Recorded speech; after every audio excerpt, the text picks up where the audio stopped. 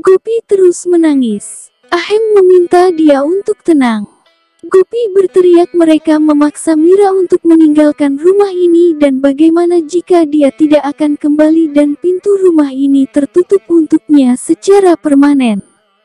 Vidya memberitahu Mira bahwa dia melakukan kesalahan besar dengan menikahi ayah mertuanya dan bagaimana perasaan ayah, ibu, dan nenek. Mira mulai berteriak padanya. Sravan mengatakan dia tidak bisa berteriak pada saudara perempuannya dan harus malu pada dirinya sendiri. Daram berteriak untuk tidak menghina ibunya. Gaura menamparnya dan bertanya mengapa dia menikahi gadis siku ini dan merusak nama keluarga mereka. Gaura membawa Sravan ke samping dan mengatakan dia memenuhi janjinya, jadi dia harus pergi sekarang. Sravan bertanya bagaimana dengan Vidya. Gaura berkata dirinya akan menjaga Vidya dan tidak akan membiarkan Mira mendekati Vidya. Sravan melihat Vidya menangis, tetapi melepaskan pakdi dan karangan bunganya dan berjalan menuju pintu. Vidya berlari mengejarnya dan bertanya kemana dia pergi. Sravan mengatakan dia akan melakukan pekerjaan penting dan akan segera kembali. Vidya memohon untuk tidak pergi. Sravan mengatakan Gaura akan merawatnya dan jika dia mempercayainya, dia harus membiarkannya pergi dan tidak bertanya kemana dan mengapa dirinya pergi. Gaura dan Daram menyeringai dan berpikir Vidya benar-benar terjebak dan Kokila akan diberi pelajaran. Cigar dengan Tolu, Mulu kembali dan mengatakan dia tidak menemukan Mira dimanapun. Gopi berteriak mengapa mereka tidak memberikan keluhan pada polisi dan mengatakan dirinya akan pergi ke kantor polisi sekarang. Ahem meminta dia untuk bersantai. Gopi berteriak bagaimana dia bisa ketika putrinya hilang. Kokila mengatakan Ahem benar dan mereka harus menunggu beberapa waktu lagi.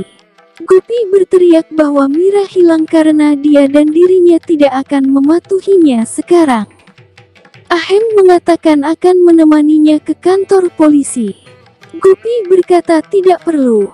Cigar mengatakan dia akan menemaninya dan memberi sinyal pada Ahem untuk tidak khawatir dan berjalan dengan Gopi.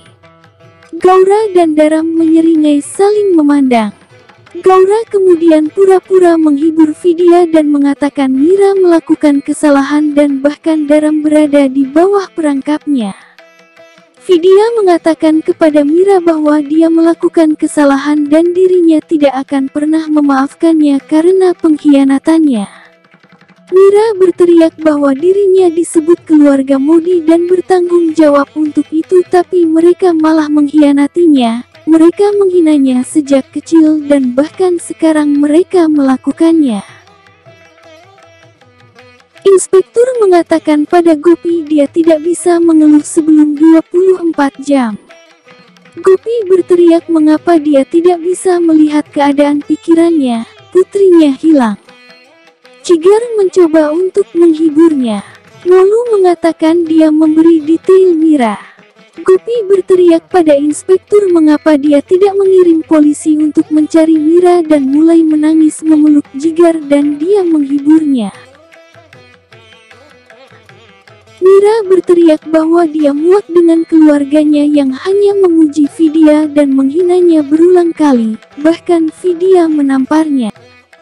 Gaura menyeringai melihat pertarungan mereka. Vidya mengatakan kejadian waktu itu tidak disengaja.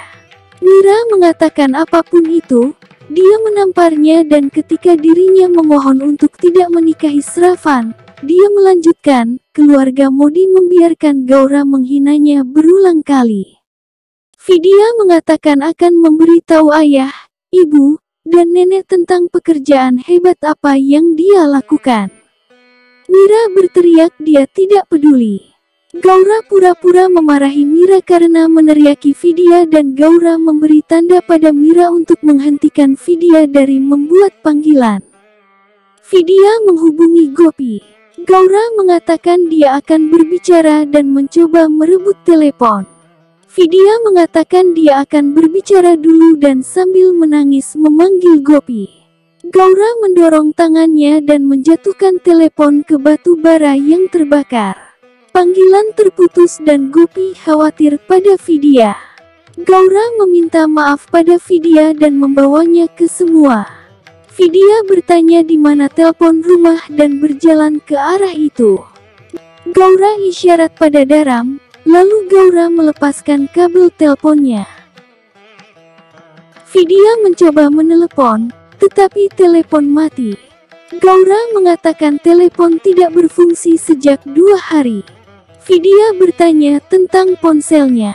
Gaura mengatakan dia menyimpannya di kamarnya untuk mengisi daya dan mengatakan satu lagi telepon ada di kamarnya dan dia bisa menelepon dari sana.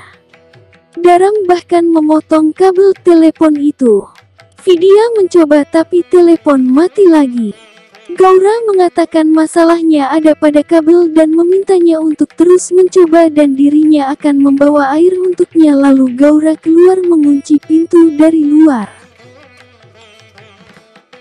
Gopi mencoba nomor Vidya berulang kali. Cigar menyarankan dia untuk menelepon Gaura, tapi dia tidak mengangkat telepon. Cigar menyarankan dia untuk menelpon Daram dan kemudian Sravan. Gaura memegang ponsel Sravan dan mengatakan dia meninggalkan telepon di sini dengan tergesa-gesa. Biarkan Gopi menderita karena dia menderita selama bertahun-tahun. Vidya mengetuk pintu dan memanggil Gaura. Gaura membuka pintu dan mengatakan bahwa dia pergi untuk membawa telepon untuknya. Vidya bertanya mengapa dia mengunci pintu. Gaura mengatakan rumahnya sudah tua dan pintu macet di musim dingin. Dia memberi telepon dan juga air minum. Vidya minum air dan jatuh pingsan. Daram memasuki kamarnya. Mira gugup melihatnya dan mengatakan dia tahu dalam situasi apa mereka menikah. Dia seharusnya tidak pernah berpikir untuk mendekatinya. Daram berjalan di dekatnya dan Mira meminta untuk tidak mendekatinya. Daram mendorongnya ke tempat tidur dan mengulurkan tangannya ke arahnya. Tapi kemudian berhenti dan menghancurkan semua dekorasi, berkata, "Kau jangan pernah berpikir untuk mendekatiku." Lalu dia berjalan keluar. Dan bersambung. Nantikan sinopsis selanjutnya. Terima kasih telah menonton. Jangan lupa like, komen, dan subscribe juga dinyalakan loncengnya.